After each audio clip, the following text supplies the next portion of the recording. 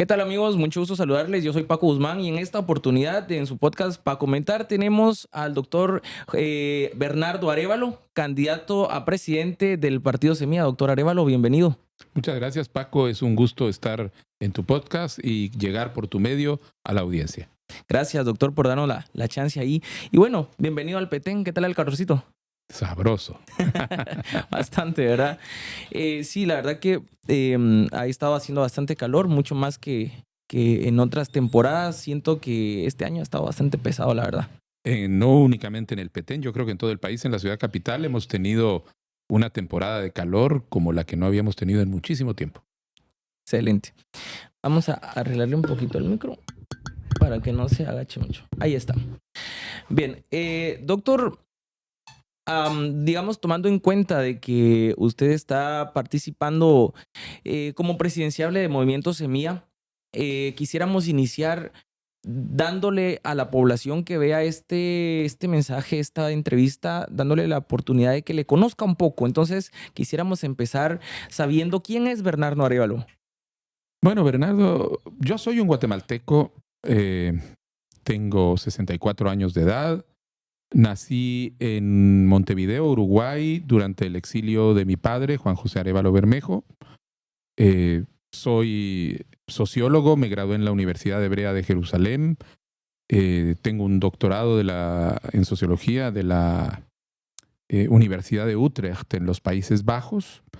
Trabajé mi primera profesión fue como diplomático. Fui diplomático durante 12 años, representé a Guatemala internacionalmente y estuve en todos los cargos, interior y exterior, desde primer secretario en una embajada hasta viceministro y embajador de Guatemala en España. Posteriormente me dediqué y trabajé en organismos internacionales, en procesos de manejo de conflictos, de construcción de paz, de restablecimiento de tejido social en sociedades postconflicto. Primero en Guatemala, después fui director a nivel de América Latina, posteriormente estuve trabajando a nivel de unidades de nivel global, después fui director general adjunto de la organización con la que trabajaba a cargo de investigación y desarrollo.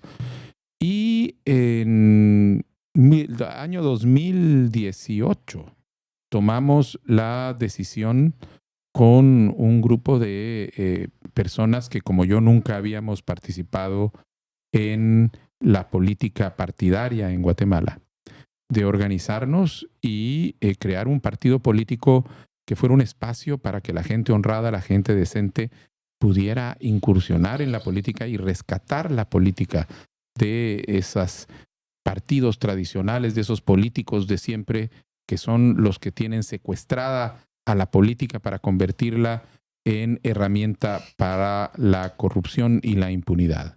Claro. Ese es el Movimiento Semilla y ahí hemos estado trabajando. Fui candidato al Congreso de la República, ahí estoy sirviendo en este momento y me han pedido a mí que junto con Karen Herrera, mi compañera de binomio, encabecemos el esfuerzo presidencial del partido.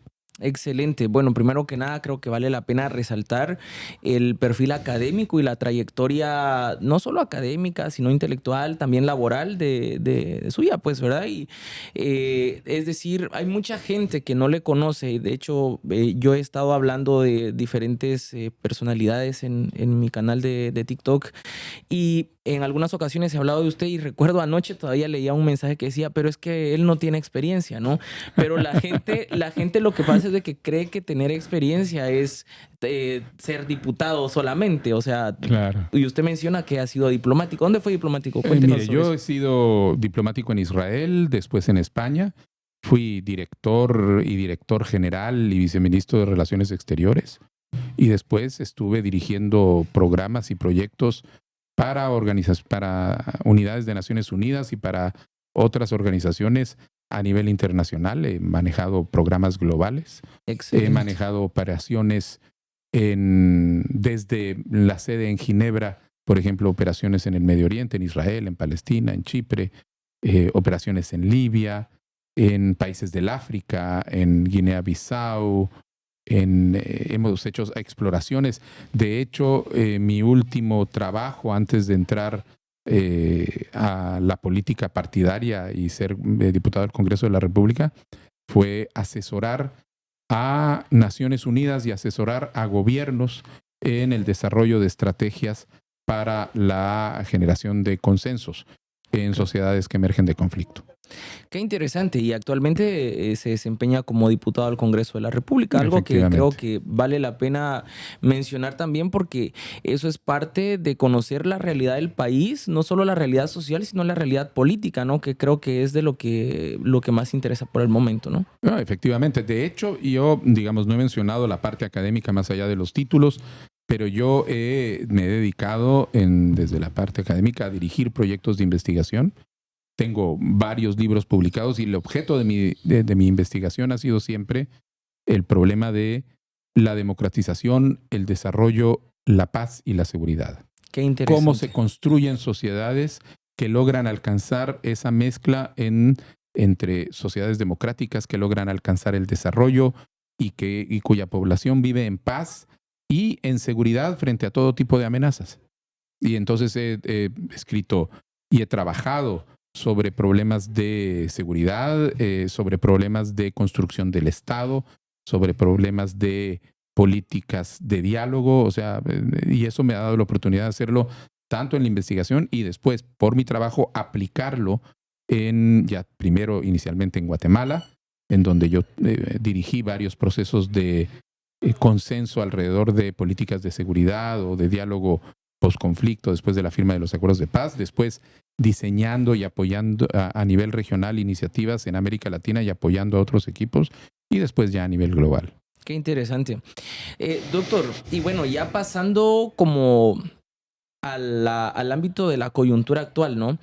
Ahorita, pues bueno, estamos en elecciones y a propósito de eso, quisiera saber su punto de vista. ¿Qué opina usted sobre el actual sistema electoral de Guatemala y si hubiese que cambiarlo? ¿Qué opina de eso?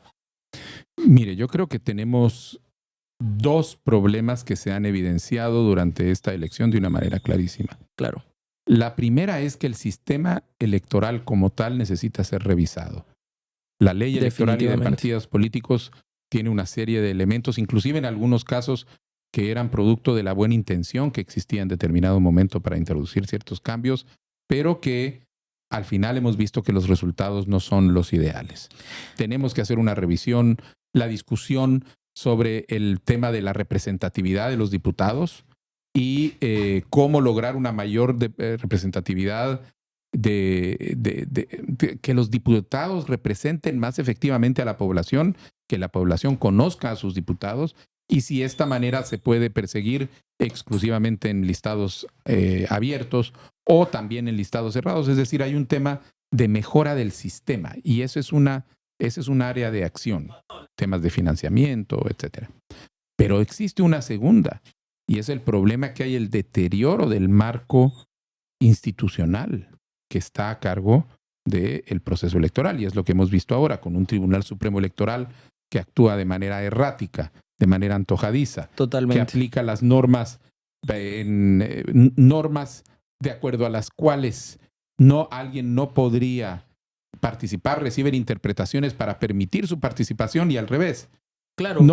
Personas que deberían poder participar al marco de las leyes son expulsadas del proceso por la interpretación antojadiza de las normas o el manejo de procesos judiciales alrededor de esto. Y eso es un problema fundamental porque ha generado una enorme pérdida de confianza en las autoridades electorales. Y si uno no confía ya en las autoridades electorales, la confianza en el proceso se va a caer y sin eso no podemos construir una democracia cierta y sólida.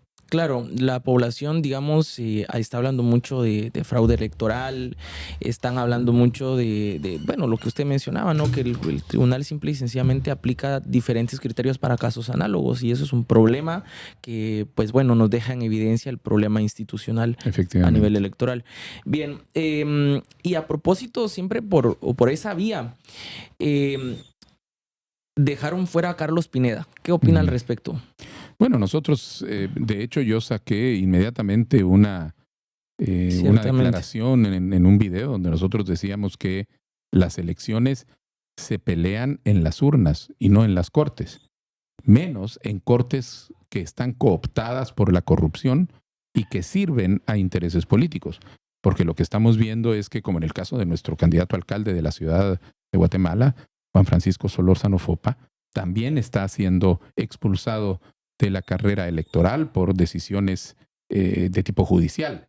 Claro. Lo mismo que se está haciendo. Entonces, creemos que hay una vulneración de los principios y un manoseo de estos principios porque hay actores a los que les están bloqueando la llegada. Y entonces estamos muy claramente identificados de que tenemos que estar todos los ciudadanos, los partidos políticos que estamos en contra del sistema y los ciudadanos en guardia de que esto no vaya a resultar efectivamente en un fraude. Y para eso lo que necesitamos es generar una movilización colectiva para que el 25 de junio se elija a los partidos que están en contra de este sistema corrupto.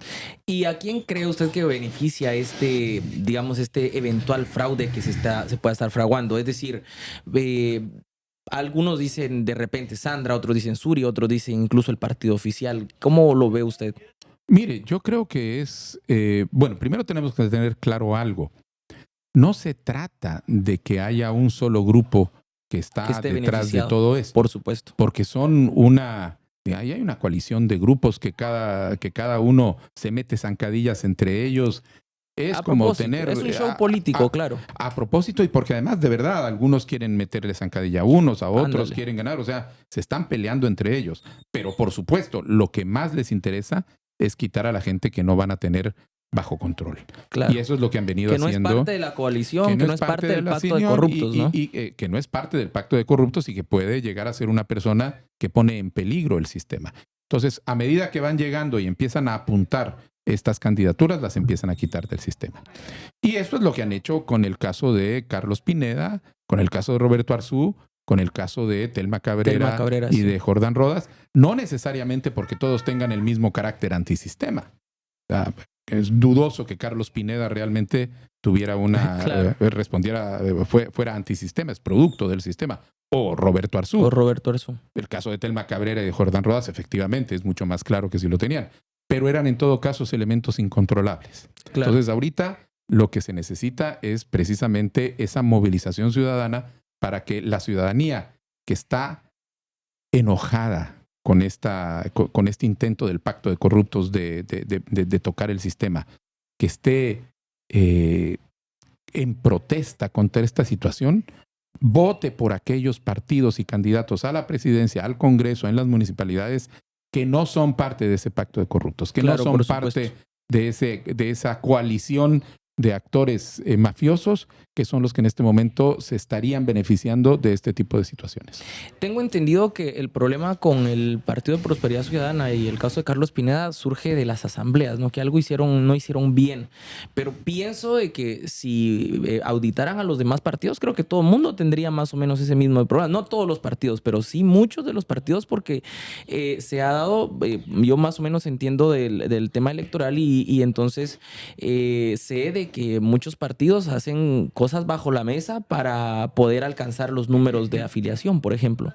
Ahí hay, por ejemplo, la pregunta es por qué no se aplica esa misma regla sistemáticamente, esa misma auditoría para todos los partidos de igual manera, que es lo que tiene que suceder. Exacto. Y que de hecho está construido en el proceso de aprobación de un partido y de celebración de asambleas.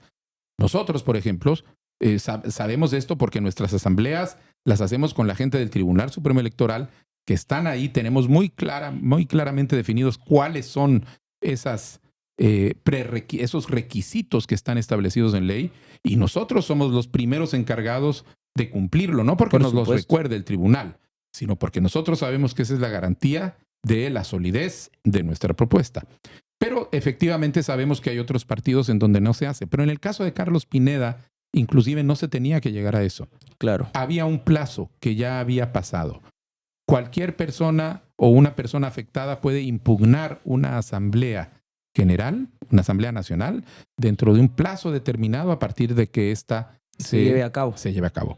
Cuando terminó ese plazo, cualquier denuncia tiene que ser rechazada automáticamente, in limine, sin entrar a conocer qué es lo que dice la denuncia, porque fue presentada fuera de plazo. Fuera de plazo. De manera que ni siquiera se debería haber conocido, ya sin entrar a ver si tenía razón, si el registrador se equivocó, si él tenía razón. No había por qué entrar a conocer.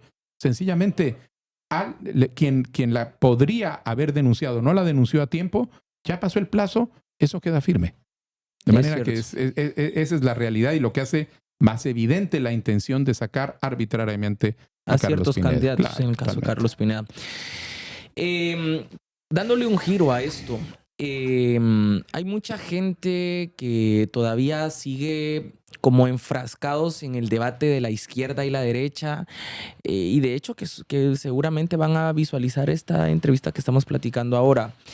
¿Cómo podríamos hacerle ver a la población que ahora ya no se trata de izquierda y derecha, en primer lugar, ¿verdad? Y luego continuamos con otra pregunta. Bueno, yo creo que, Paco, esa pregunta es fundamental y es el posicionamiento que nosotros tenemos dentro de la actual coyuntura. Nosotros entendemos que el problema político del país no es un problema definido, entre comillas, ideológicamente entre posiciones de izquierda y de derecha. Por supuesto. El problema que tenemos es un problema entre corrupción y Estado de Derecho. Totalmente. Hay actores de derecha y de izquierda que están en contra de la corrupción y de la violación del Estado de Derecho. Por supuesto. Y lo que necesitamos es lograr una convergencia de todos aquellos actores que están en contra de la corrupción, están en contra de la vulneración del sistema y del Estado de Derecho, para que plantarle cara a esta élite corrupta que está en este momento administrando las instituciones para beneficio de unos pocos. No es un problema ideológico, es un problema de decencia, de honradez, de corrupción. Por supuesto. Y los intentos de hacer ver como si esto fuera un problema ideológico, o el otro intento, porque a veces también empiezan a meter los temas de la agenda provida y los temas de aborto, etcétera, son distractores. Distractores para que la gente no ponga atención en el hecho de que el verdadero problema es: ¿vamos a votar por los corruptos? Sí o no. ¿Vamos a votar por los mismos de siempre? Sí o no. El problema del país es un problema porque estamos siendo mal administrados desde un punto de vista ideológico o porque se han robado el país los corruptos. Por supuesto. Y eso es lo que tenemos que entender. Sí, digamos, muy, muy acertado su comentario, su perspectiva es interesantísimo. Lo que pasa es de que literalmente hay mucha juventud que no termina de salir de ese debate porque algunos se sienten muy de izquierda, otros se sienten muy de derecha con la total libertad que tienen de hacerlo, pero el problema es de que siguen creyendo de que una u otra ideología va a resolver o va a complicar los problemas del país cuando todo se trata de honradez, de honorabilidad y de esencia de hacer bien las cosas en los cargos públicos, ¿no? Sí, Paco, yo creo que va a llegar un momento cuando tengamos en un momento en donde tienes una democracia establecida con grandes consensos alrededor de la democracia, grandes consensos alrededor del Estado de Derecho, grandes consensos alrededor de que no puede existir corrupción como una forma de manejar el poder. En ese momento sí podemos empezar a ver si entonces mi posición sobre el mercado, la relación entre el mercado y el Estado es mejor que la tuya porque genera más. Y esa es la situación donde están los países con democracias funcionales y consolidadas, etcétera. Nosotros hoy estamos en una situación de rescate de la democracia, porque lo que estamos haciendo es yendo hacia atrás, en retroceso, hacia una situación de autoritarismo, como ya cayó Nicaragua, como hace rato cayó Venezuela. En algunos lugares puede ser una situación de autoritarismo por el lado de la izquierda, como Nicaragua. En otros lados puede ser por el lado de la derecha. La dictadura viene de izquierda y de derecha. Por supuesto. La democracia tiene que ser el espacio en donde ideologías democráticas de distinta orientación pueden debatir para en conjunto y por la vía electoral que la población defina por dónde se quiere ir. Pero para eso tenemos que tener una democracia y eso es lo que hay que rescatar hoy. Y creo que algo importante, solo como para agregar a eso, es que la gente tiene que terminar de entender que por mucho que la ideología de un presidente sea de izquierda y de derecha, en el Congreso siempre hay diferentes tipos de ideologías que entonces permiten dirigir al país con este tipo de consensos o debates que usted menciona. Pero claro, todo, digamos, parte de que estos miembros de un Congreso eventualmente tengan la honorabilidad suficiente como para debatir correctamente sobre los temas de las políticas públicas, ¿no? Bien, en esa misma línea de ideas, doctor, tengo entendido que el Movimiento Semilla tiene una ideología socialdemocrática, ¿no? Efectivamente. Bien, ¿cómo se identifica usted personalmente? ¿Cuál es su ideología política? Yo soy socialdemócrata. Excelente. Yo soy un socialdemócrata progresista, soy una persona que cree en que no existe democracia sin justicia social y no existe justicia social sin democracia. Sin democracia, Y totalmente. que el peligro es tratar de separar las dos cosas. Totalmente interesante. Como para variar un poco aquí la dinámica, doctor, porque pues imagino que ya el tiempo nos está abarcando. Yo le voy a dar como que los nombres de ciertos personajes y pues usted me responde qué significa para usted de forma así bastante espontánea. Entonces empezamos con Manuel Villacorta. Un candidato presidencial con muy buena preparación y muy buena carrera, con muy buenas intenciones, pero no entiendo su decisión de unirse con un partido que lleva a más de lo mismo. Giovanni Reyes. Un académico, lo estoy conociendo ahora, un hombre sumamente preparado. Realmente es un gusto conocerlo y escucharlo. El problema es que una golondrina no hace verano y todo lo que está en él, en ese partido de Prosperidad Ciudadana, es Partido más de Bien, lo mismo. De Partido Bien, perdón, es más de lo mismo. Totalmente de acuerdo. Sandra Torres. Bueno, Sandra Torres es corrupción, Suri Ríos. es impunidad. Roberto Arzú. Roberto Arzú, bueno, él vino con una serie de propuestas que no eran muy realistas, pero se le vedó el derecho a competir a la presidencia. Telma Cabrera. Una persona a quien respeto y que representa la aspiración legítima y justa de una importante parte de la población guatemalteca que tiene que ser integrada y a la que se le tiene que dejar participar. Yamatei. El peor presidente de la historia del país. Jimmy Morales. El que tenía el título antes de que llegara Yamatei. Muy bien, creo que vamos a finalizar esta ronda. De verdad, estuvo muy interesante. Me parece interesante. Y bueno, doctor,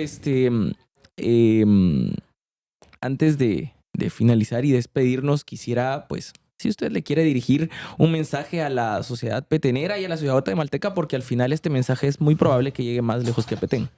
¿Cómo no, Paco? Bueno, en primer lugar, quiero felicitarte a ti, porque es este tipo de actividad periodística reflexiva lo que permite que la gente vaya informando su decisión de voto, Por supuesto. orientando el voto a partir de cuestionamiento, de crítica, de reflexión, para no caer en los facilismos que son típicos del área electoral.